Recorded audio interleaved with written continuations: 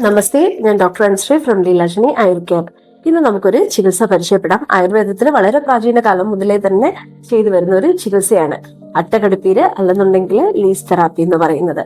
ഇത് നമുക്ക് കണ്ണുകളുടെ അസുഖത്തിന്, പിമ്പിൾസിന്, മെലാസ്മ കണ്ടീഷൻസിൽ, അതേ കണക്ക് നമ്മുടെ സോറിയാസിസ്, സ്കാബ് സോറിയാസിസ്, പിന്നെ ഉണങ്ങാനായിട്ട് പാടുള്ള മുറിവുകളിൽ, വെരിക്കോസ് വെയിൻസിൽ ഒക്കെ നമുക്ക് ഉപയോഗിക്കാൻ പറ്റുന്ന ഒരു ട്രീറ്റ്മെന്റ് ആണിത്.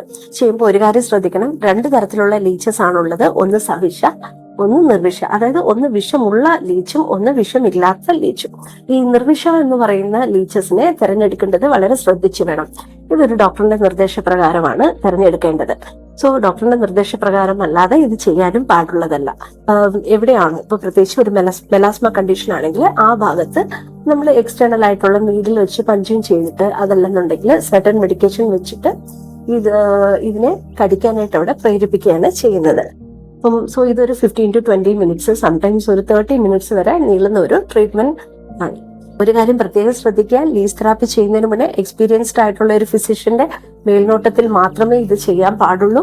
അതല്ലെന്നുണ്ടെങ്കിൽ നമുക്ക് ഗുണത്തേക്കാൾ ഏറെ ദോഷമാണ് വരുന്നത്. സോ ട്രൈ ചെയ്യുക. നന്ദി, നമസ്തേ.